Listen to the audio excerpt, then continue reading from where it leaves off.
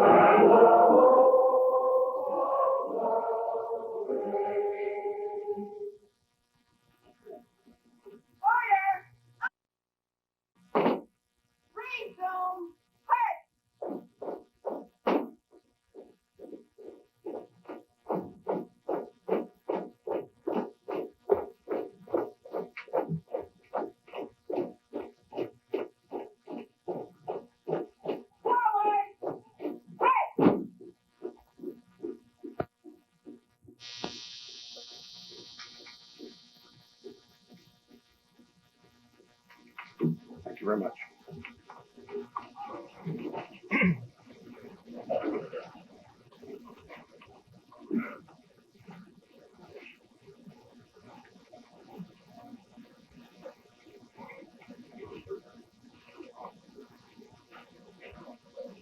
As you can see from your program, the list of characters in our little book is rather long, but the speeches, I understand, are quite short. So I'll get to the introductions right away. As you can also see, John Hersey High School is still unfinished. There's nothing unique for this district. And it's now my pleasure to introduce the man who's partly responsible for it being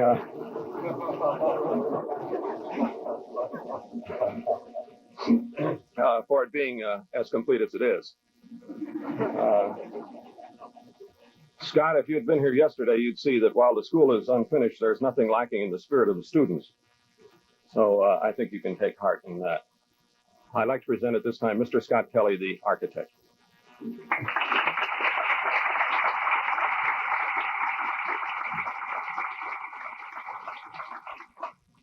Dr. Smith, Mrs. Hersey, Mr. Hersey, honored guests, ladies and gentlemen.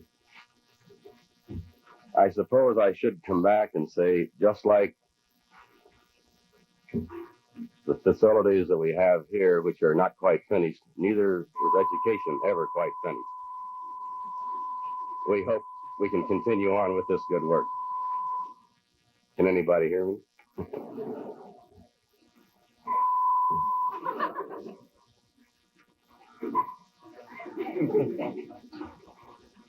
Well, It appears as though he has some leprechauns in the sound system. Architects recognize that the climate of a secondary school should be one of excitement. At no other stage of a person's life are there such contrasts in his physical and mental growth as well as his social maturity. Here, for some, is their last school experience, and for others, their first real intellectual excitement, challenge, and discovery. Here, young people can find support and counsel in their awakening drive for self-expression, status, and independence. Obviously, this calls for uncommonly good leadership and proper facilities for those charged with the responsibility of administering to the educational and sometimes emotional needs of these rapidly developing young people.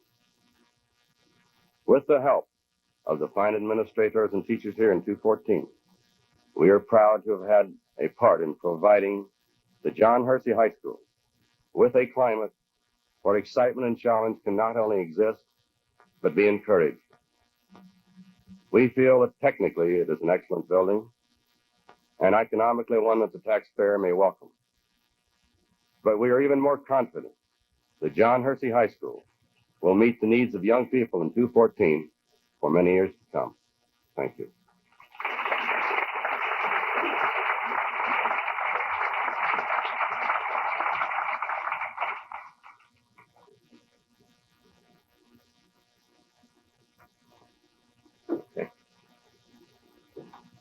As I'm sure you all know, District 214 does serve a number of communities in this area. We did want to hear from one of the community leaders, so we chose the village president of Arlington Heights, since this school is physically located in Arlington Heights. And it's particularly appropriate that we do this, and that certainly Mr. Woods has been a strong supporter of the schools and a great friend of education. So I take pleasure in presenting President John Woods, Village of Arlington Heights.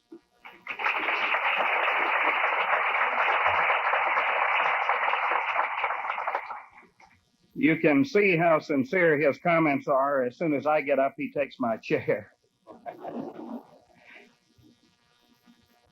It's a well-known fact that there was a considerable heated contest as to what this school should be named. Schlickenmeyer, some well-known Indian name was bandied about, but there was a small, determined group who favored naming this fine institution for our distinguished guest of honor here today. They were so determined that they decided that if this high school did not bear his name, that a cocktail lounge down on Rand Road would. And of course, it would be known as the Hersey Bar.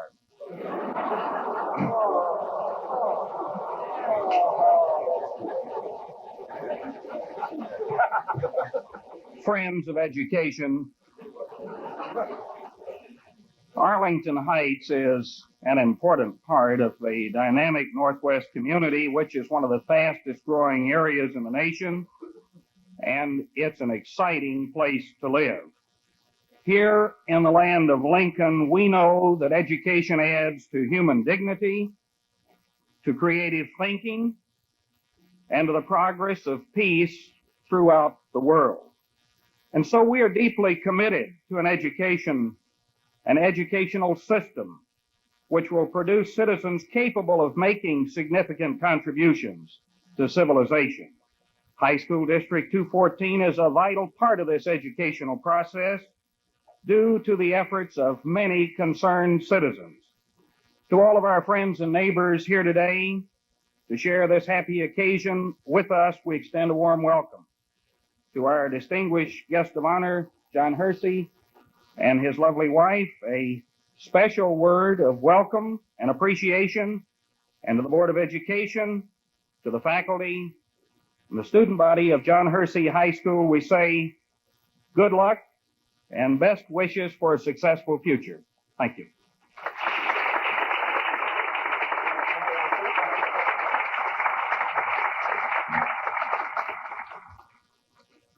After that joke, I was sorry I sat in his chair. It had always been my understanding that you sit in the chair of sincerity, and that's the reason I took it. We live not only in Arlington Heights, but we live in a much broader community than that, the state of Illinois. And in view of the fact that this is the sesquicentennial anniversary of the state of Illinois, we thought it appropriate that the chorus sing the state song. Okay?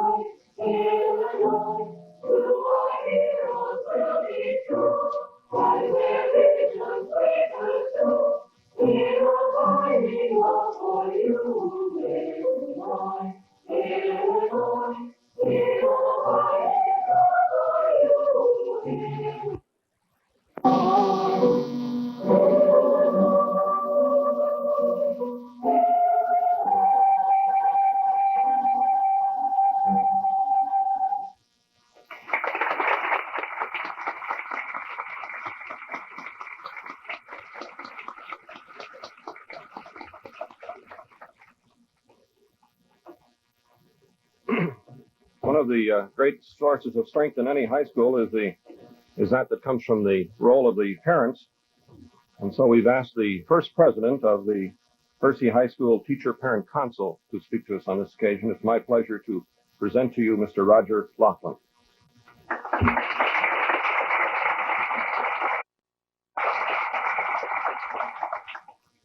As a parent, I would first of all like to welcome all of you parents who have come out here this afternoon to be a part of this dedication. And on behalf of you parents, I would like to also welcome our distinguished guest, Mr. John Hersey and his wife, and other guests. While bouquets are being thrown around, I would like to give a vote of thanks to a particular group that worked very hard to make this school possible. There are many people involved in a project such as this, and the three main groups that come to mind are the building trades, the architect, and the school. I'm thinking of is a lay citizens committee these are people from this community, volunteers, who formed the committee, did a considerable amount of research, and as a result, were able to bring to the school board the taxpayers and the parents' viewpoints on what this school should be. They were able to help in the selection of the site, the building itself, the financing, and also the job of keeping the public informed. Again, my thanks to them, and I think this is an example of what cooperation such as this can make a true community effort. And lastly, a word about TPC, which is Teacher Parent Council. Every parent or guardian who has a student in this school is automatically a member of TPC. You're not a card-carrying member because there are no cards. As a matter of fact, there aren't even any dues. which makes it an organization that I think you'll like.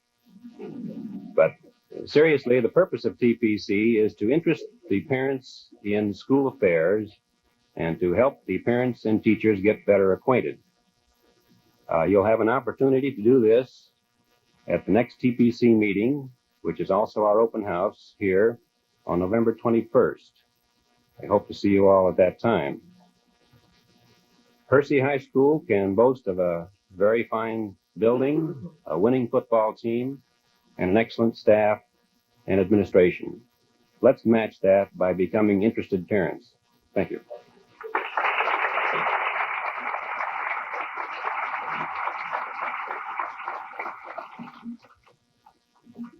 All of the facilities, the teachers, and everything else associated with the school, of course, is aimed at producing students.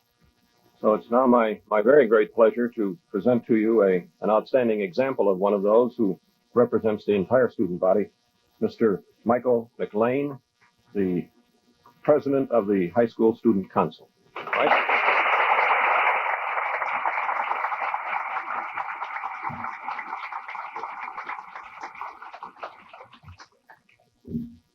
Many schools are named after the place or the community in which they're located.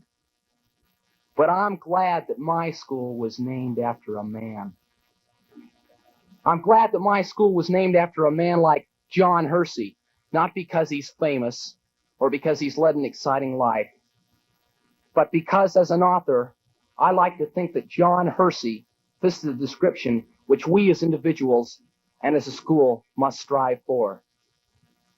The description of a fine author, which I am referring to, has been stated as follows. He must never be satisfied with what he does. It is never as good as it can be done. Always dream and shoot higher than you know you can do. Don't bother to be just better than your contemporaries or predecessors. Try to be better than yourself.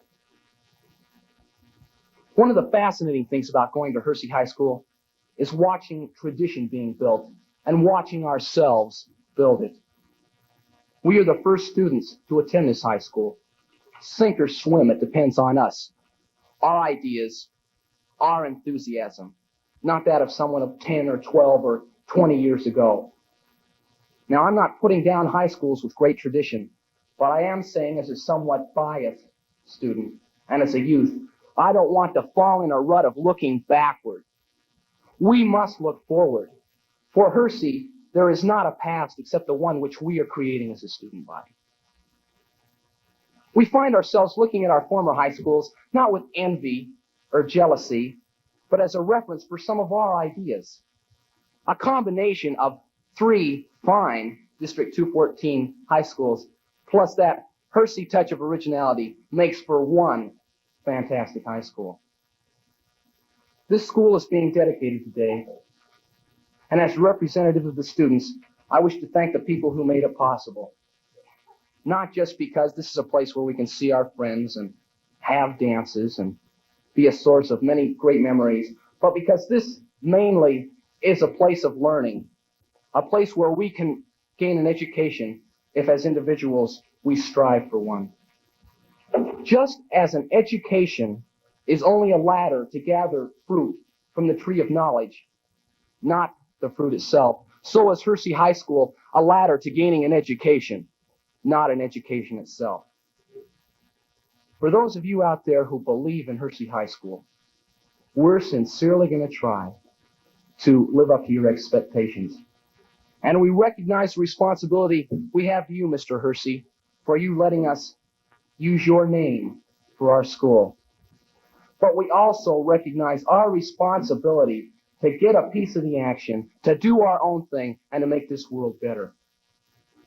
It is my opportunity and privilege right now to present Mrs. Hersey, if you would stand, please, with a special pin. This was designed by Mr. Monette of the art department of Hersey High School. It has a J and an H and a 68 for the year, and the J and the H for John Hersey. And this is in commemoration of this event, and it's from the faculty and students. I'm really glad that I can give this to her.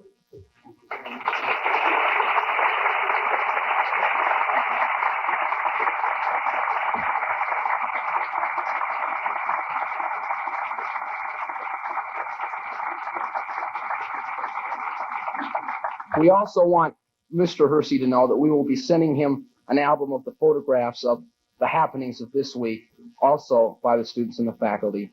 And we are indeed proud to be Hersey High School.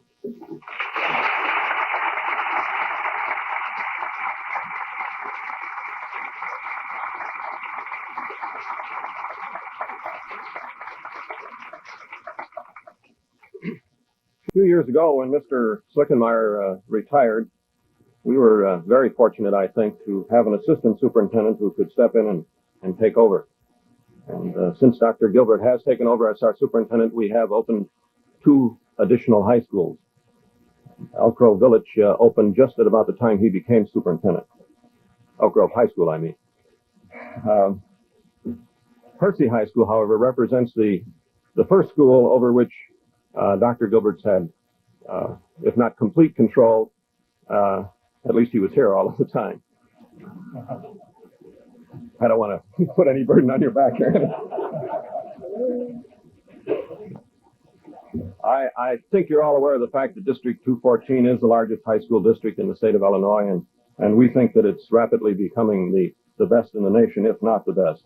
And I think we have many people to thank for that, but certainly the leader and the one who deserves most credit is our superintendent, your superintendent, Dr. Edward Gilbert.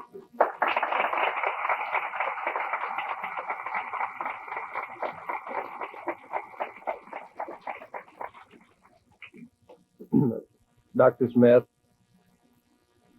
friends of District 214, distinguished guests on the platform, students of Hersey High School, faculty members, administrators, ladies and gentlemen. The one thing we can be proud of, Dr. Smith, is that the dedication took place on time.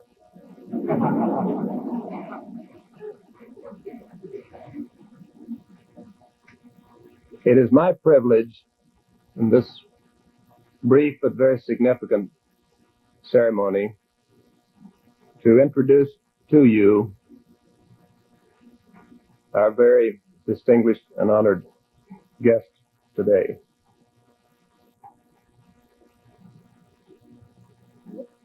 As I thought of the privilege and honor that is given to me, has been given to me as superintendent of the district, I thought of the very interesting sequence of events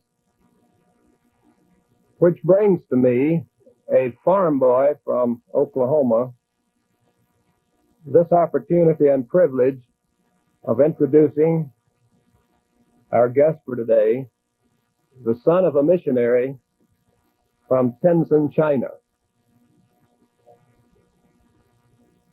John Richard Hersey was born in Tientsin, China, June the 17th, 1914, of missionary parents.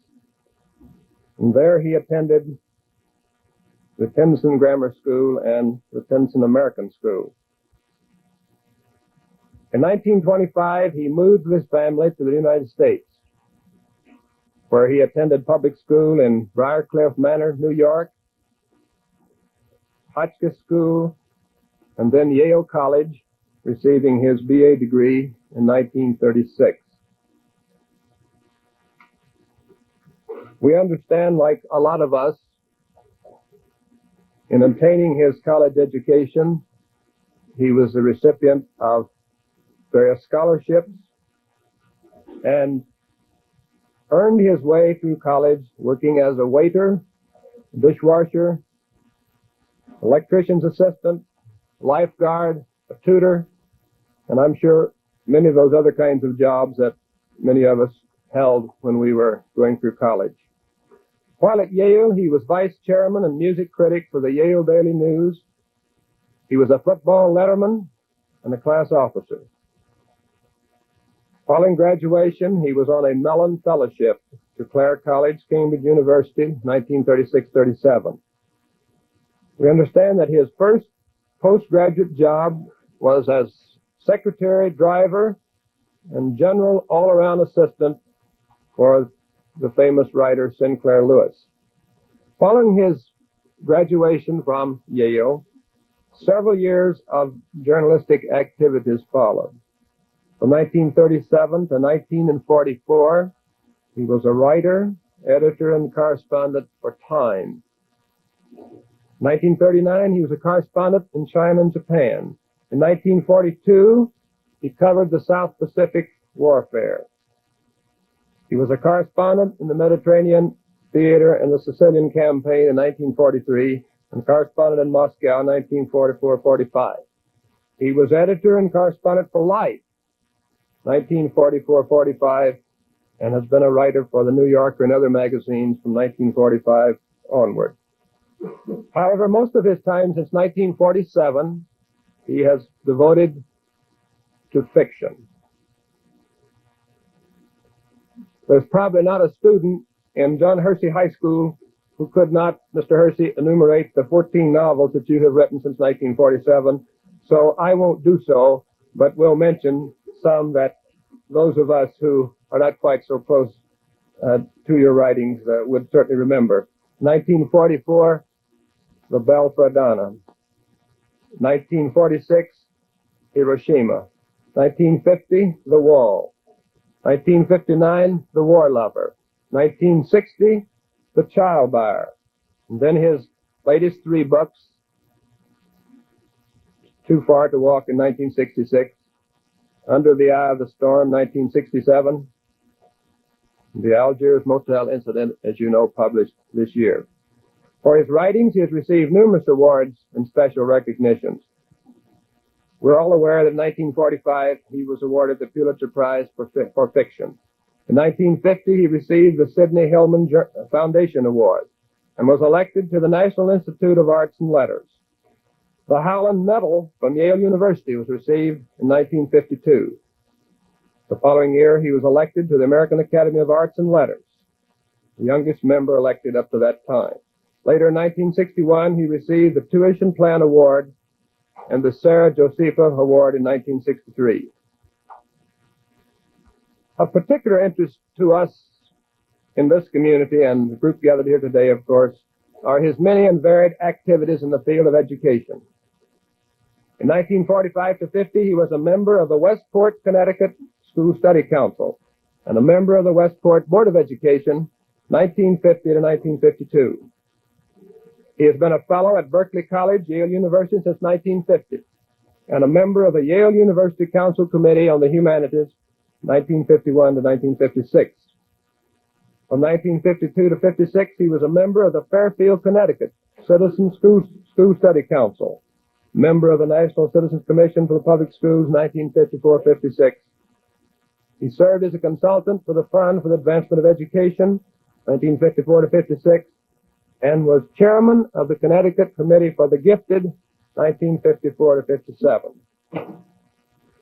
He has served as a delegate to the White House Conference in 1955 and trustee of the National Citizens Council for the Public Schools, 1956 to 58. Since 1962, he has been a trustee of the National Committee for the Support of Public Schools. During 1964-65, he served on the Western Connecticut Board of Education.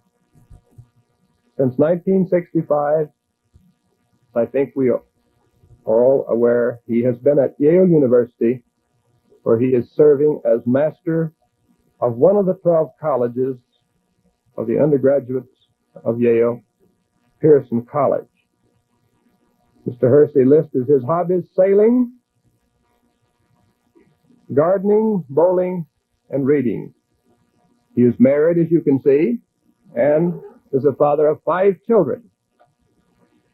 A little over 2 years ago, in 1966, Mr. Hersey graciously and enthusiastically accepted the decision of the District 214 Board of Education to name the district's newest high school in his honor.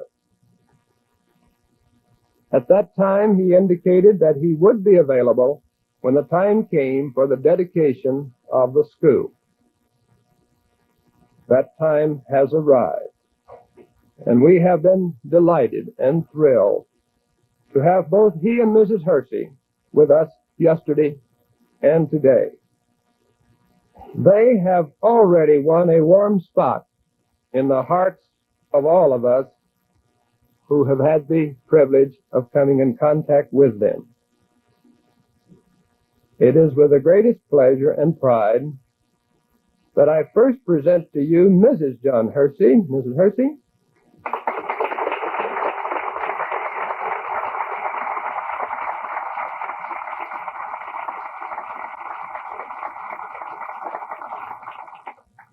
And last but not least, Mr. John Hersey.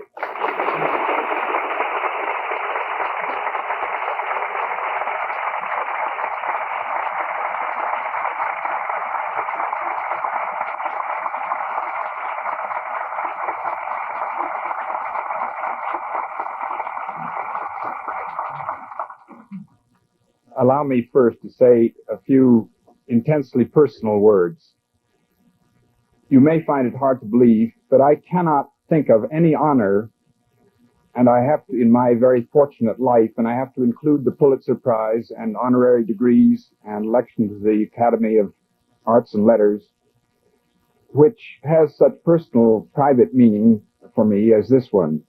To think that young hearts and minds will enter portals bearing my name and reminding of my work in the future is a kind of reward and an incentive, too, for a writer that it couldn't possibly be compared with anything else. I'm more than grateful. I am moved to a point which is very uncomfortable for a writer, the point at which mere words spoken in public like this are liable to cheapen and falsify what I feel. What a day yesterday was. Your superintendent, Dr. Gilbert, having learned that Mrs. Hersey and I were to arrive at O'Hare a few minutes after 11, very thoughtfully and generously arranged an earthquake to celebrate our arrival.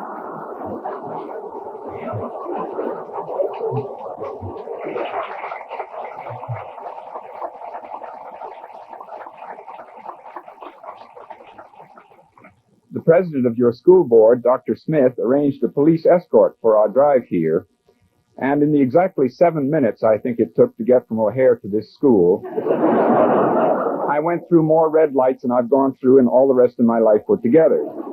With Dr. Smith at the wheel of the board, this school district ought to get somewhere fast. That is, if it survives. And then the moment of arrival here at the school. Hundreds of kids out in front of the building, reading my own name in metal letters on the facade there, the band, the color guard, the faces of the boys and girls already proud of their school and just as curious about me as I was about them. And best of all, after that, my hour inside the school with the kids who greeted me with open arms, not as some awesome famous person, but as a human being just like themselves. Mike's words today were very much in tune with what happened yesterday, and it was very moving for me. And finally, the tour of this exquisite physical plant, where I saw how really lucky the kids and I are. And today I did some more touring, and for the first time in my life, I was in a girl's shower room. I guess the only flaw in the impeccable hospitality of this thing was that there were no girls in the shower room at the time. But I'll come back again some other time. Well, I will never forget yesterday and today. When I pondered recently what I would like to ask of this high school for the future, I guess I have to begin with the hope that I will be invited to a football game once in a while. This is not just because I've read in the school paper that your Huskies do very well indeed on the football team field, but because I thought I might get the most valuable sort of literary encouragement from having half a dozen pretty girls in their cheerleader sweaters and skirts and pom-poms in their hands, gyrating in front of me, shouting straight at me, "Go, Hersey, go!"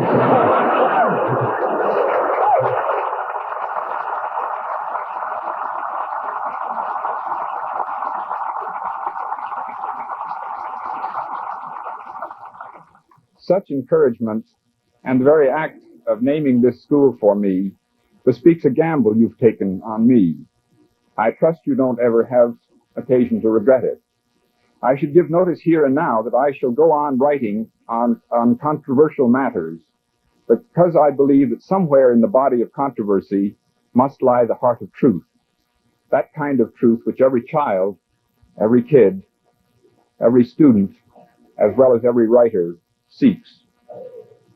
Of course, if at some time you find you have made a bum bet, all you have to do is take down those letters out in front and put some others up there in their place. Cheche Pingway or Schlickenmeyer or Willow or something of that kind. But I hope that day never comes.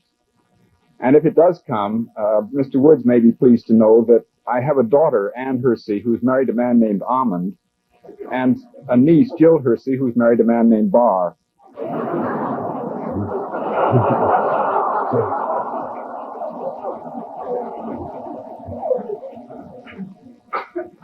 It seems to me appropriate to talk briefly at this dedication about a controversial phenomenon that may have vaguely worried the parents and teachers of boys and girls in such a school as this. The movement in our colleges and universities for something called student power. What does this slightly ominous phrase really stand for? What is the meaning of the sit-ins, the forcible occupations of university presidents and deans' offices, the capture of whole buildings, student strikes, student picket lines, abusive placards and posters and graffiti, slogans, bizarre behavior in the name of protest? What is the protest really about at a time when, as politicians and economists keep telling us, we've never had it so good? And what does all that have to do with a beautiful new high school in a respectable suburban community in the heart of the land of the free and the home of the brave? Let me make it clear, first of all, that I'm not going to focus in these remarks on the extremely small nucleus of student radicals that one sees attached to these disruptive events on the campuses.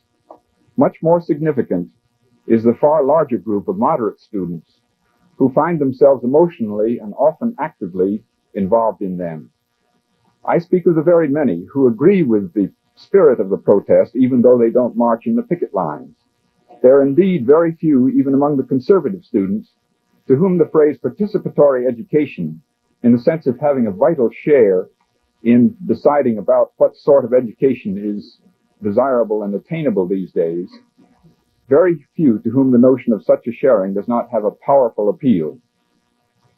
It is far too glib, and it's a gross and provocative miscalculation, too, to dismiss all the student unrest, as George Wallace dismisses it, as the pastime of anarchists, of pointy heads, of communists. Such indiscriminate accusations do terrible harm in the minds of the young. Indeed, I would assert that the very best young men and women of our college generation are deeply disturbed by the drift of this world. And if the older generation lumps their concern and their acts of witnessing their concern under the scornful categories of hippie behavior or anarchism or new leftism, then the older generation is simply driving the young headlong into those camps. What are the issues that trouble these students? They are the moral issues to which the older generation has for decades given lip service while not being willing or able to make the necessary sacrifices needed for real change. Students care about injustice, oppression, war, racism, and the draining of warmth from our lives by machines. In other words, a passionate idealism motivates these young people. Our best young college students are horrified by the hypocrisy of politicians, by the conviction that in a time of unprecedented urgencies, both Nixon and Humphrey have been saying many things during the campaign, not because they believed them, but because they thought saying them would help get them elected. They are appalled that a third-rate man like Spiro Agnew should be placed one heartbeat away from the most responsible single post of statesmanship in the world. The inability of Lyndon Johnson to be frank to the American people has helped make them deeply suspicious of all adults in positions of authority, including, sometimes, alas, their own parents. The phrase student power was obviously modeled on the phrase black power, and this kinship in phrases is symbolic of a parallel in perceptions. Like the Negroes, these students have tended to see themselves as helpless, as objects of suspicion, as being considered troublemakers. To put it another way, these students sense that the older generation doesn't trust them. I think there probably has never been a generation of American youth more deserving of trust. These students began to see for the most part before their elders, that the Vietnam War was having a viciously demoralizing effect on our people because of doubts about the moral justification of that war. With the purity of youth, these students kept asking whether our naked power, our bombs and napalm and burning of thatched huts were adequate expressions to the rest of the world of our professed ideals. Indeed, I believe it was the passionate and effective involvement of students in the Eugene McCarthy primary campaign in New Hampshire that was decisive in causing Lyndon Johnson to withdraw from the presidential campaign and the intention of devoting the rest of his time in office to seeking peace in Vietnam. On the whole, the student generation is much more sensitively aware than the adult generation of how complex, how two-sided, and how urgent is the task of involving the Negro in full share in American society. These students are aware that the campaign slogan, law and order, had a cynical, unspoken, unilateral meaning, that blacks should be kept lawful and orderly, or in the phrase from the Old South, be kept in their place. But these students, feelingly attentive and aware of the great ideals of the American Constitution and of the Christian ethic, understand that police control, the nightstick and tear gas and mace and even the policeman's revolver can't bring harmony and public safety of a lasting kind. That only true consent on the part of our black brothers, a genuine sense of belonging, a real sharing in the opportunities and responsibilities of earning livings and getting education and meeting and seeing to the governance of our towns and states and nation, only an acting out of our famous ideals at last, rather than talk about them, will bring genuine law and order. Young people know this, and they want to do something about it. College students talk a lot about the lack of relevance of their courses and of much of the teaching they're receiving. Listen to what one young student leader in my bailiwick recently said. Too many administrators and teachers interpret the call for relevance as a demand for student political action and entrance into the public arena. This is a misunderstanding. In my mind, he said, relevance connotes not immediacy, but relation to the real world as it actually is. By this I mean education should not be a game or a series of gestures, and one should not study intellectual puzzles, but real problems. Education is not just filling one's head with facts, getting right answers, and learning to take tests. Education, in addition to developing skills for dealing with real problems and learning ways in which to look at the world, means to learn how to think for oneself, to experience beauty for oneself, to choose one's own actions. End of his quote. This seems to me to be a very moving definition of the aims of education, and one which is characteristic of the seriousness, the idealism, and the precocious wisdom of our student generation. So as we seek today a theme for the dedication of this fine new institution, I would suggest that we look under the surface of student protest, that we look beyond the few beards and beads and bare feet to the clear eyes of the many, that we take as a matter of course the youthful tendency to be headstrong and impatient and wholehearted, and that we zero in on the honesty, the directness, the creative energy of our young people, their burning desire not simply to mouth words, but to work and sacrifice and protest if they have to, and then work more to achieve a more decent, more rational, more just, more humane, more peaceable world. To these thrilling qualities of our younger generation, I, John Hersey, dedicate John Hersey High School.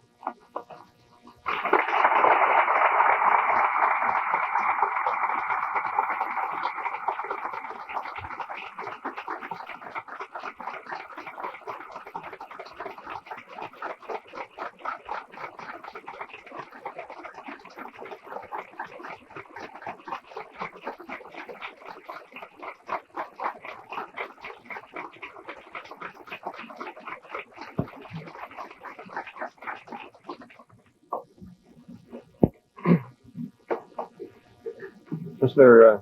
Hersey, no school board member can commit a future school board member to any action, as I understand it, but I don't think that there's any danger of the name being taken down. As a matter of fact, I think we'll be under pressure to name the next high school Hersey North. I would like to present at this time the last speaker of the day, certainly not the least. He is the man to whom we've entrusted the leadership of this particular school, Mr. Roland Goins.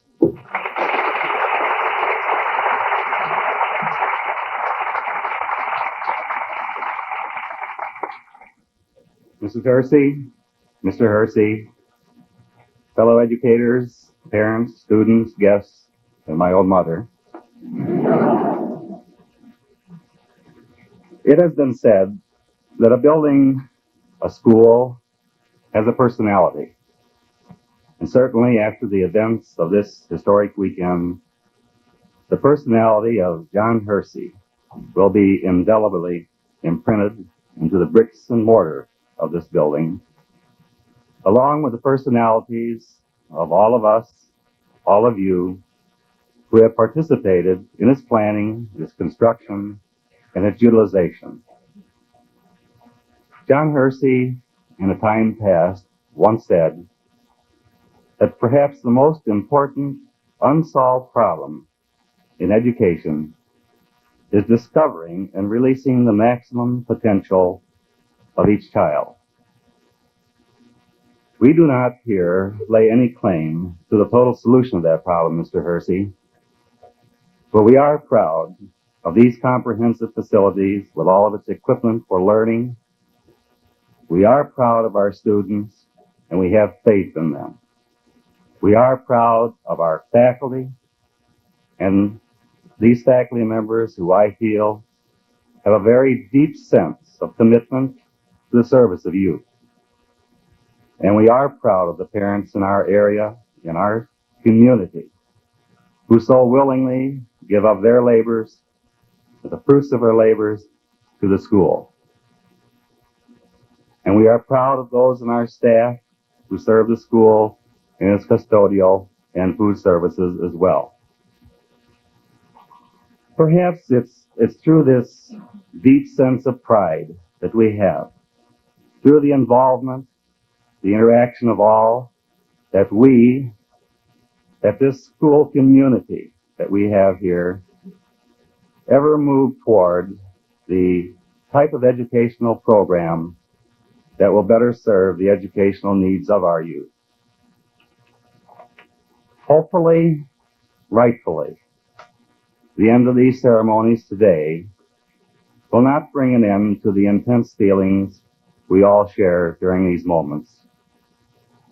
For if the comments we have heard today about education, about our youth, about our future, stirs our innermost feelings and loyalties, if it awakens us from the slumber of lethargy that perhaps some of us at times have felt, and if it brings we, the individuals of this school community, closer together through understanding and compassion and interaction, then education does indeed become our foremost hope for lasting greatness that we all strive to achieve. For the dedication of this school, for the dedicatory remarks to have real meaning, we all, here, now, and in the future, must resolve to continually renew our personal dedication to the values and the worth of education. As I reminded the students and the faculty at the beginning of the school year, I remind you all assembled here now, our future, the future of the generations of students who follow us through these halls of learning in the years to come, is not in the hands of fate, but is in ours.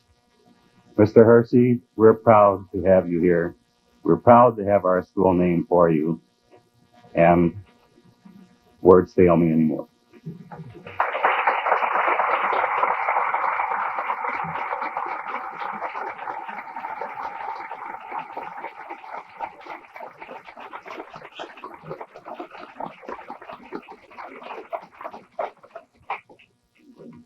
I don't know if I sent your feelings properly or not, or whether I'm merely reflecting my own, but I feel very proud of what we've done today.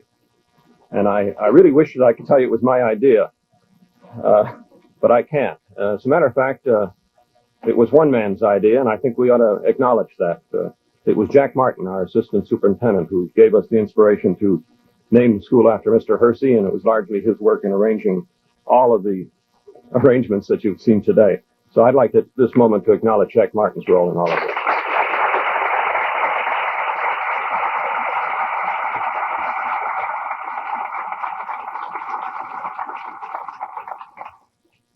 Hersey, we wanted to keep the day fairly light and without business, but it's awfully difficult when you get school board members all assembled in one place not to conduct at least one piece of business. And you may recall in the exchange of letters that we had, one of the things you mentioned was the fact that one of your treasured possessions was a brick that some friend had stolen from this high school site and now rests on your fireplace, as I understand it. So when I heard that, of course, we're very careful about what happens to school property. So I arranged with Dick Bachhuber, our secretary, to take care of this. And Dick has a presentation to make to you concerning this issue right now.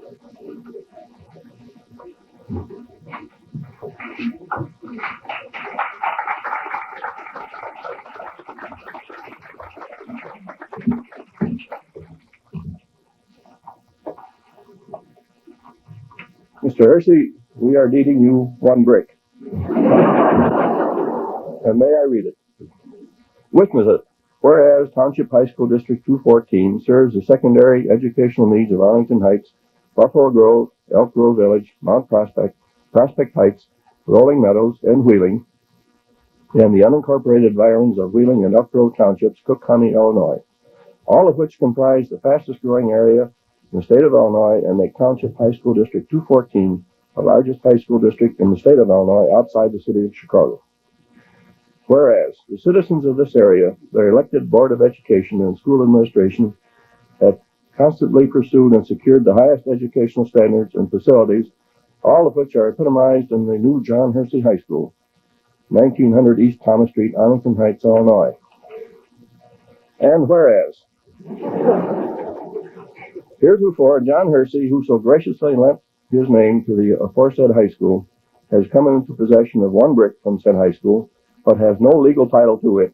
And whereas the Board of Education of Township High School District 214 desires to make legal the possession of said brick by John Hersey. Now, wherefore, in consideration of the literary contributions by John Hersey to this world, and the lending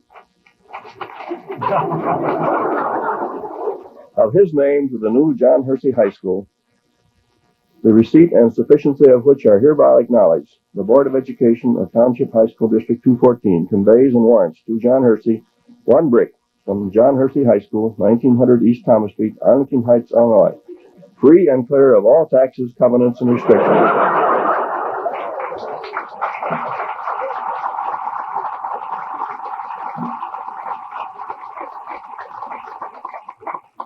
Dated this 10th day of November, 1968, Township High School District 214 by Frank J. Smith, President, Board of Education, attest Richard A. Bachhuber, Secretary, Board of Education. And this is properly notarized by none other than Eugene F. Slickman. Mr. Hersey, this is indeed a valuable document, and may I express my own personal feelings. We're awfully happy to have had you and Mrs. Hersey with us today. Thank you.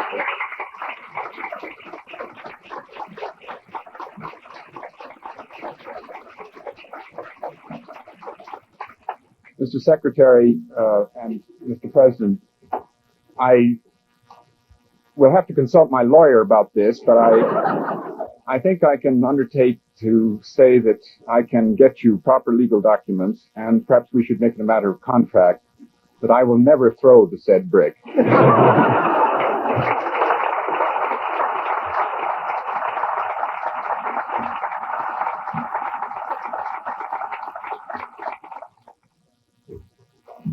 I knew I'd lose my notes before it was over. I should remind you, if you have not had a tour of the building, we will continue to have tours after this ceremony has ended, and there will also be refreshments available right here. So the ceremony is now just about over. If you will all attend to us for just a few more moments, the choir will now sing the Hersey alma mater.